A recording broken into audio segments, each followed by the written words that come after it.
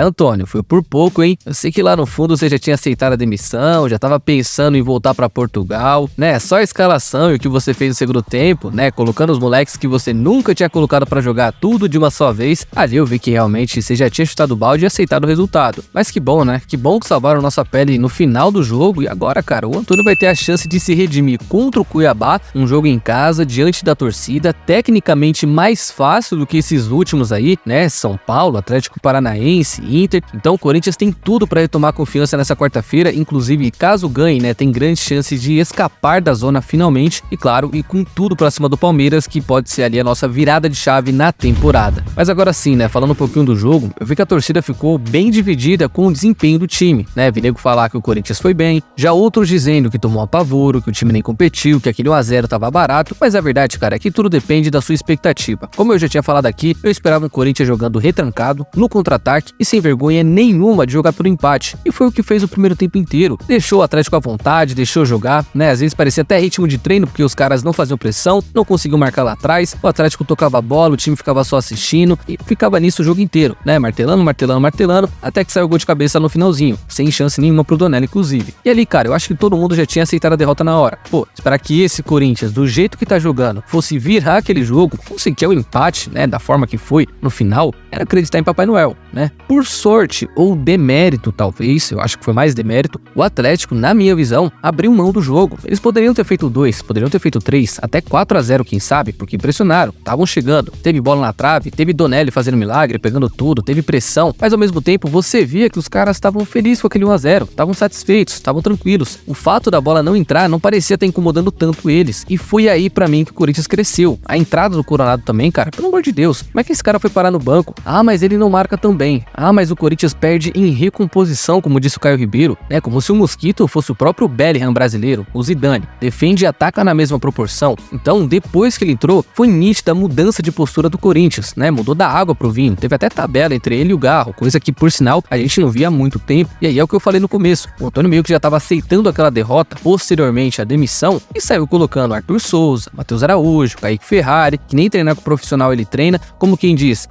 já que eu vou cair mesmo, põe esses moleques pra jogar, né? Vou ver no que dá, vai que me salva aí, e se me salvar, pode ser que eu mude de opinião. E aí nessa, cara, foi igual bolo, colocou no forno e o Corinthians foi crescendo, criando chance aqui, criando chance lá, muito mérito, inclusive, pro Breno Bidon, que deu uma dinâmica interessantíssima no segundo tempo, né? O moleque tava solto, tava jogando bola que nem gente grande, né? Até tapa de trivela tava dando também, e lógico, a belíssima falta do Garro, que até então não estava tão participativo, primeiro tempo mesmo foi bem apagado, um time precisando de um camisa 10, precisando de criação de jogadas, ele não conseguia participar, não conseguia achar um passe interessante, até melhorou um pouquinho com a entrada do Coronado, conseguiu ser mais participativo, mas sem sombra de dúvidas, o melhor lance dele e do Corinthians no jogo até então foi a falta que ele cobra na trave e sobra no pé, ou melhor, no peito do Kaká, para empurrar para a rede e finalmente marcar pro lado certo, né? Depois de 2 gols contra, finalmente ele entendeu que o nosso gol é pro outro lado, tá? Enfim, no geral, belíssimo resultado, o Corinthians ainda não sai da zona, infelizmente, mas se fortalece demais para a sequência do campeonato, pro derby que vem logo em seguida, e inevitavelmente também faz o Antônio ter que mudar a forma de pensar, né? Ou ele começa a dar oportunidade para essa garotada, tanto pros que entraram como pros demais também, ou ele joga fora tudo isso e volta com aquele futebol tenebroso de antes, certo?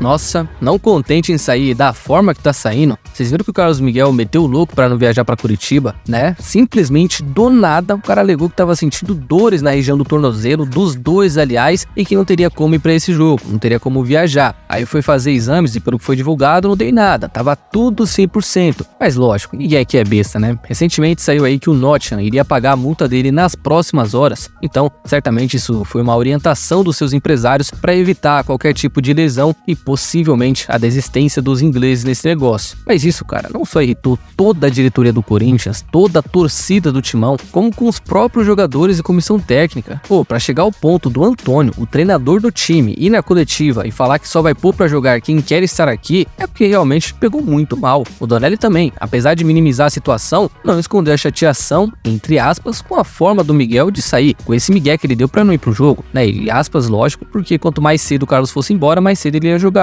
Mas de novo, isso pegou muito mal entre os próprios companheiros companheiros de equipe dele. E olha que no elenco ele era um dos mais queridos. Então, esse cara não só perdeu a chance de ser ídolo num time que tinha acabado de dispensar, coincidentemente, o maior ídolo de sua história, como ele ainda vai sair daqui cagando na cabeça do Corinthians e sem apoio nenhum daqueles que um dia foram seus únicos fãs. Mas é isso, cada um sabe o que faz, né? Boa sorte pra ele na carreira dele, mas a partir de agora é Donelli, fi. E se esse cara pegar muito até a próxima janela, é capaz do Corinthians nem contratar mais, porque a torcida, pelo jeito, tá cada vez mais com ele. E ele também tá respondendo muito bem. É só dar confiança que vocês vão ver.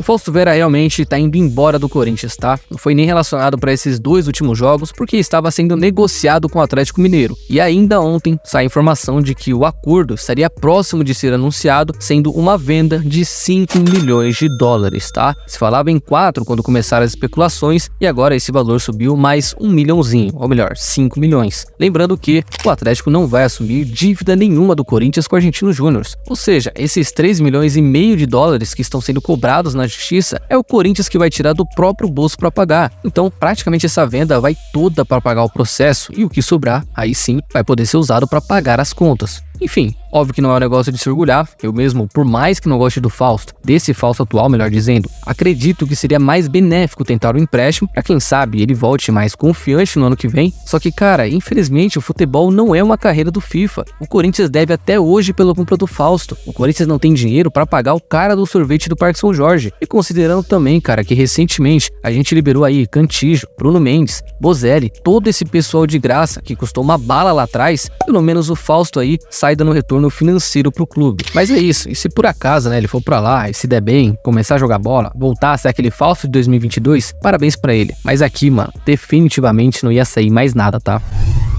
Bom, fiel, e os direitos de TV, dos quais o Corinthians não acertou uma venda até agora, segundo o jornal Estadão, estaria próximo de ter um fim, né? Essa novela tá próxima de acabar, já que o clube teria voltado a negociar com a Abrax e, diferente de antes, estaria bem mais confiante que vai concluir tudo isso nas próximas semanas. E me lembrou até o Augusto falando. A questão é, dessa vez, o Timão entendeu que pode ganhar de 25% a 30% a mais em relação a Palmeiras e Flamengo, que são os 2 times que mais vão receber dinheiro nesse acordo da Libra, né? O clube espera receber cerca de 200 milhões de reais por temporada apenas com o Campeonato Brasileiro a partir de 2025. E a termos de comparação, para quem não tá tendo muita noção do tamanho desse valor, em 2022, por exemplo, o Corinthians recebeu cerca de 110 milhões por esses mesmos direitos, tá? E tudo isso, fiel, será feito da seguinte forma: o Corinthians vai vender os seus direitos de TV para a Brax, que repassará para a Globo, ganhando a parte dela, lógico, e com isso a Globo acabaria pagando mais ao Corinthians por estar fora do acordo entre os clubes da Libra, que tem que ter ali um limite, né, para não ter uma diferença muito grande na questão financeira. Seria uma negociação livre, digamos assim, porque para a Globo não é interessante ficar sem o Corinthians. Então, acabaria ficando bom para ambos os lados. Lembrando que isso ainda não é certo, mas se realmente for nesses moldes como está sendo divulgado, não tem como o Augusto não aceitar, certo?